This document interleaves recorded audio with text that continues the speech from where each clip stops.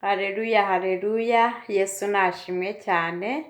Ndabahaye ikaze muri iki kiganiro, bantu mutuye isi yose, bantu mujya munkurikirana, Uwiteka Imana abaha umugisha.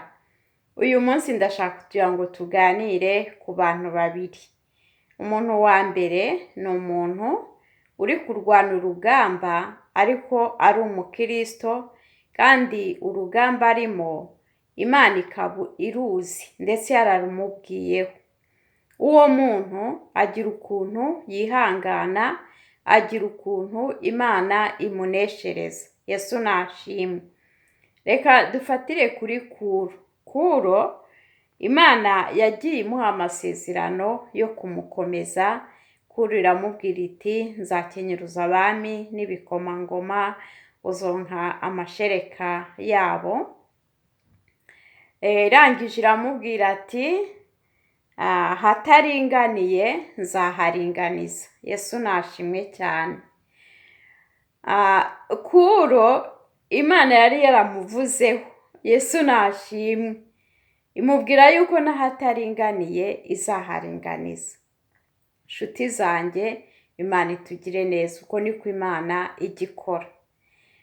Undi muntu wa kabiri rero ni umuntu w'umukristo, ariko akaba yishora mu rugamba, cyangwa se yarishoye mu rugamba rw'ibitanezeza Imana. Akaba yitwa ko ari umukristo, ariko kandi agashora urugamba rutukisha izina ry'Uwiteka. Urwo rugamba rero, uwo muntu Imana izamureka arurwane we wenyine. Nagera ahantu muri ya misozi yahaterera, kubera yuko nta mana izaba irurimo, Imana izamureka yiyuhe icyuya, ndetse urwo rugamba rushobora no kumugeza ku rupfu. Yesu atugirire neza, kandi agapfa arimbutse. Ariko umukristo urwana urugamba, urwo rugamba Imana ikaba uruzi, ndetse ikamubwira iti humura, nzagendana nawe, nzagukomeza, ahataringaniye nzaharinganiza. Yesu atugirire neza.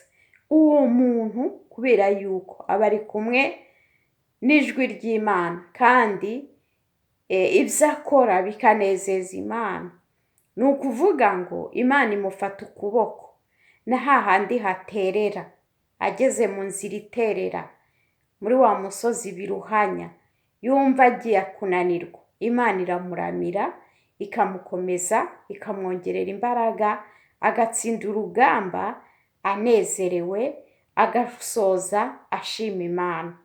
Ariko wa wundi wabaye umusubiranyuma, akajya mu murimo w'Imana, kandi agakora n'ibiteye isoni, Imana iramureka. Ikintu cyose ahuye nacyo, nta nzagufata ukuboko cyangwa se nta ndagukomeje azumva ituruka mu kanwa k'Imana, kubera yuko urugamba arimo ari urugamba rutanezeza Imana. Nkaba rero navuga nti umukristo uri kurwana urugamba, ariko urwo rugamba Imana ikaba yararukubwiyeho, komera kandi ushikame. Nubwo uri mu nzira iterera, nubwo ugeze mu nzira biruhanya, nubwo ugeze ahantu wumva unaniwe, Uwiteka Imana aho ngaho niho agiye kugutabarira. Ariko wowe wateye Imana umugongo, kandi ukayihishamo, ukihisha mu izina ryiwe, reka nkubwire ngo ahubwo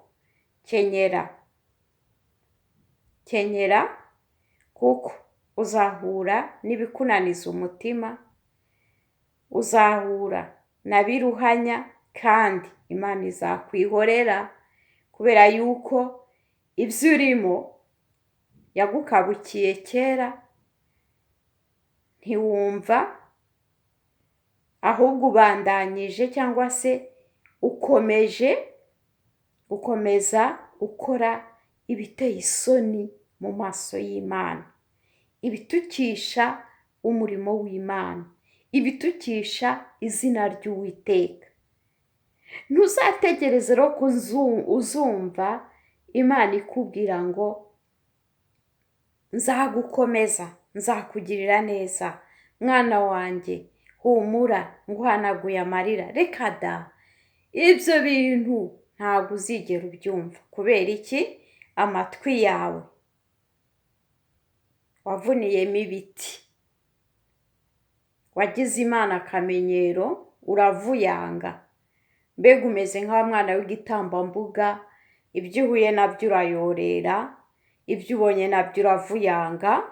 Nuko uri kwigendera mu nzu y'Imana, nuko uri kwigendera mu murimo w'Imana, nuko uri kugenda kuri iyi si. Ariko iyi si ni isi yigisha, ni isi izakubera ishuri, ndetse uzakubitanamo n'abantu bakubera ishuri. Kandi nudasenga Imana, iryo shuri rizakugezayo, riguherekeze, rikugeze no ku mwobo wo kurimbuka. Kandi wari waratangiye uvuga Imana. Nshuti z'Imana rero, wowe uri kurwana urugamba, ukaba uzi ko wibitseho nzay'Imana, nzagutabara y'Imana ikaba iri kuri wowe, ikaba yakubwite ahataringaniye nzaharinganiza. Komera ushikame. Ariko umuntu wese wishoye mu rugamba ari ubwe urwitangiriye, urwo rugamba Imana, ntuzategereze ko Imana izakubwira ngo nzakugirira neza. Ahubwo izakureka ikurebere, igere hahandi ivuga ngo kubera yuko wagiye ukora ibigira gute, ibituma umutima wayo ikuzinukwa. Niwarangiza uzahurana rya jambo ubwo rikubwira ngo nzabaseka, igiteye ubwoba kibagezeho. Iryo jambo niryo urindiriye kuri wowe, kuko igiteye ubwoba ugiye guhura nacyo, umva, uzakirebesha amaso yawe, uzajya urira uko bwije uko bukeye, ntawe uzakuramira, kubera yuko wasuzuguye Imana kenshi. Uwiteka Imana adufashe rero, kandi atugire neza bene data. Urugamba umuntu yishoyemo arurwana we ubwe, ariko urugamba ushowemo n'Imana, Imana irarukurwanirira. Uwiteka Imana rero akomeze kubaha umugisha mwebwe mwese. Buri muntu wese yikebuke, arebe ibyo arimo, nasanga bidakwiriye asaba Imana imbabazi. Imana yo yiteguye kumugirira neza. Bye bye rero, Yesu abarinde. Amen.